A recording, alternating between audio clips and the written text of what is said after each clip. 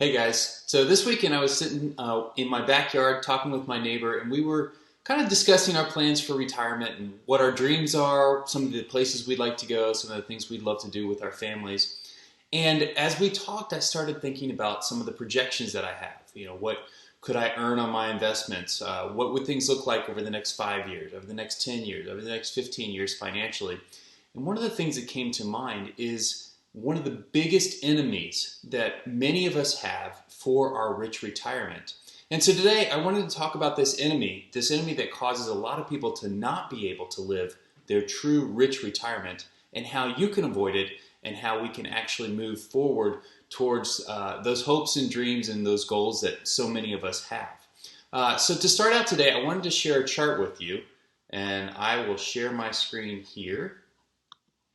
And actually, this graph shows the returns of the market in orange and the returns that most investors or most retirees get as they're moving towards retirement.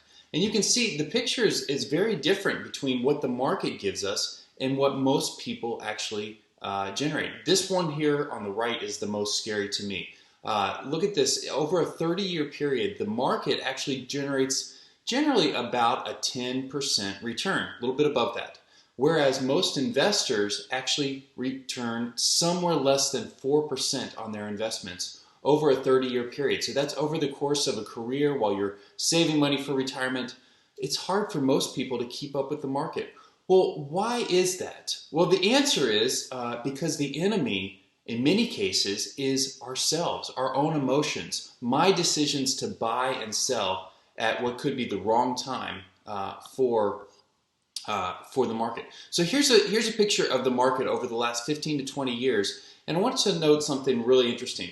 We've had the run up into the 2000, the dot-com bubble, and then we had the sell off from there, and then we had the reinflation that brought us up to the 97 or the 07, 08 financial crisis, and then the market sold back down, and then we had the longest bull market in history before coronavirus hit. And you can see the market generally has a wave of higher times when people are excited, lower times when people are fearful. And what typically happens is most investors buy when they're starting to feel comfortable at these peaks. And then they sell when they're starting to feel fearful when the market sells off. And what happens is you end up killing your returns because you're paying too much for stocks when things are going really well, and you're selling for not enough when you're fearful and the market's trading back lower. This is a natural human tendency, but unfortunately it hurts us during times of greed when we're ready to put money into the market and the market's already at all-time highs, or during times of fear when you're selling simply because stocks are lower and you're afraid the market is going to continue to move lower. There is a way to avoid this, and the way to avoid this is to look at things much more rationally and to have a balanced approach to your investments. So you're not typically making big changes when things are scary or when things are really exciting, but you're taking a steady approach that allows you to earn a great return that's at or above what the market will give you on a normal basis. The way to do that, though, is to have a balanced approach where you have some dividend stocks. These are stocks that you own that pay you cash over and over and over, and you can use that cash for new investments or for your day-to-day retirement expenses. Some growth stocks. These are companies that are growing steadily over time. Some cash, so that you have cash in your account when the market pulls back and you can take advantage of those discount opportunities that the market's given you. Some gold. We've been talking about gold for a little while now, and today gold is actually hitting a brand new all-time high, and I think we're going to see much more of that as the government pours more money into the economy, and it drives gold prices higher. We'll talk more about that continually as we move along. So there are different areas that you can put your investments into, and if you hold those areas and you have a steady approach to the market, you'll do much better than if you try to time the market and wind up selling when you're afraid and buying when things are actually too good. So today we're at a very interesting point. And if you look up here, we can see that 2020 has actually been sort of a microcosm of the market in these ebbs and flows that we typically have. The market sold off sharply when we hit the coronavirus crisis, and people were afraid that the economy was falling off a cliff, and then the market rebounded sharply. What many investors did, and it's natural, it's understandable, but what many investors did is they sold when the market was selling off, and they actually took those losses, and now that the market's moving back higher, now they're becoming more confident and willing to move money back into the market. And that's just the opposite of what you want to do. You want to buy when things are cheap, and you want to sell when things are more expensive.